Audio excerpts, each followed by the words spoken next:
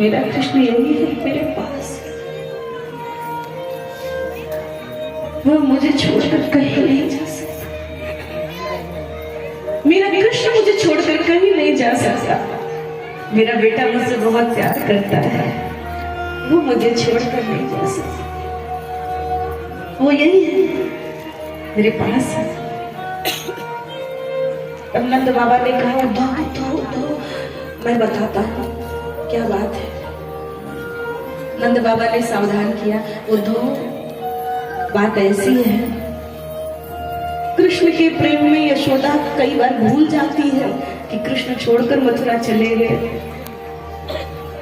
नंद रानी ऐसी पागल हो जाती है कि उसे ख्याल ही नहीं रहता, याद ही नहीं रहता कि बेटा चला गया।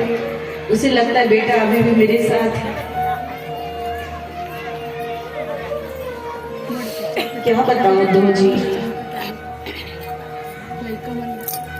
ये यशोदा अभी भी आरती का थाल सजाकर द्वार पर खड़ी हो जाती है। जैसे ही शाम होता है, संध्या की बेला होती है, गाय गैया गोचारण करके जब अपने अपने घर को लौटने लगती हैं, ब्रजवासी जब गैया चरा के लौटते हैं तो माँ आरती का थाल सजाकर लाला का स्वागत करने के लिए घर के द्वार पर खड़ी रहती है। गायों के आंखों से आंसू टपकते मैया देखती है। गाय मानो रोते रोते उदास होकर वापस आती है वृंदावन से। कभी हमारा कृष्ण, हम गायों का रक्षक, हम गायों का पालक, हमारा गोपाल हमारे साथ था। गैया चराने जाता था वृंदावन में। जब वह मधुसूदन श्याम सुंदर मुरली वाला बंशी बजाता था तो ये छोटे छोटे गायों के बछड़े बछिया ये पूंछ खड़ी कर देते थे और कृष्ण के साथ पीछे पीछे दौड़ने लगते थे। आज वो बछड़े भी आंखों में आंसू लिए उदास होकर लौट रहे हैं। माँ ने देखा, गैया को उदास देखा, बछड़ों को उदास देखा।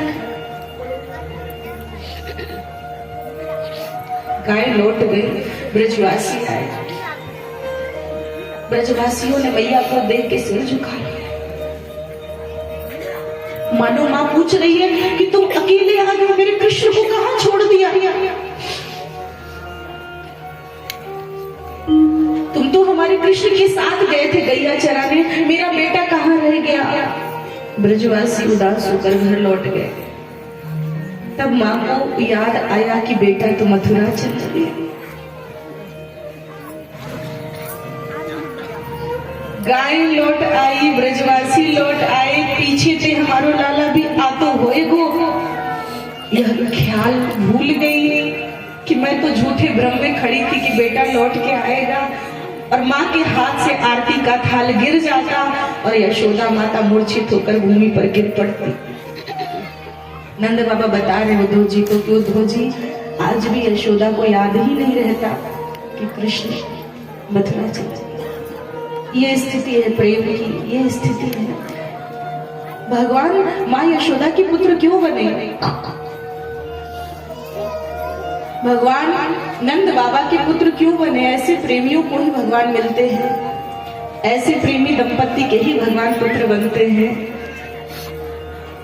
सज्जनों, उद्धव जी ज्ञान देने आए थे, लेकिन आज कृष्ण प्रेम का दर्शन करके सारा ज्ञान का गर्व उतर गया।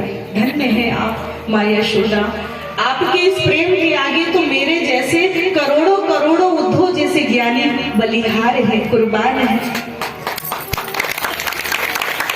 आपके प्रेम के सामने ऐसा करोड़ों उद्धव भी न्यौछावर कर दिया जाए तब भी एक यशोदा नहीं बन सकता।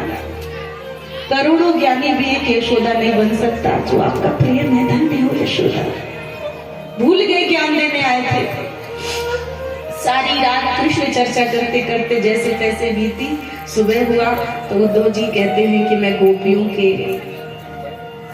चरण धूल को स्पर्श करना चाहता हूँ, गोपियों को कृष्ण का संदेश देना चाहता हूँ। सज्जनों, कथा बहुत है, बस आप इतना जान लें कि भगवान गोपियों से मिले, भगवान के सखा उद्धव जी, और गोपियों ने अपने प्यारे का समाचार पूछा। उसी समय एक भ्रमर भी आया, जिसे भ्रमर गीत कहते हैं, वो भौरा गुनगुनाता है। गोपियां कहती चले आ जाए यहाँ से, तो क्यों कृष्ण की कपट कथा सुनाता है? अरे वो कपटी है जिसने बाली का वध कर दिया, वो कपटी है जिसने वामन बनकर बलि को ठग लिया, वो कपटी है जिसने शूर्पणखा का नाक कान काट दिया। उद्धव जी समझ गए ये सब गोपियां ज्ञानी है, अज्ञानी नहीं है। मैं इनको अशिक्षित समझता था, ये तो परम ज्ञानी है, शिक्षित है। और गोपियों के प्रेम का दर्शन करके गोपियों ने जब उद्धव जी पर ब्रह्म का ज्ञान देने लगे कि ध्यान लगाओ, आंख मूंदो, उस ब्रह्म का चिंतन करो, वो पर ब्रह्म है, निर्गुण है, निराकार, निर्विशेष, निरुपाधि पर ब्रह्म है, तो गोपियों ने कहा ठीक है उद्धव, हम आपके पर ब्रह्म को स्वीकार करते हैं, लेकिन उस पर ब्रह्म को स्वीकार करने के लिए मन तो होना चाहिए ना।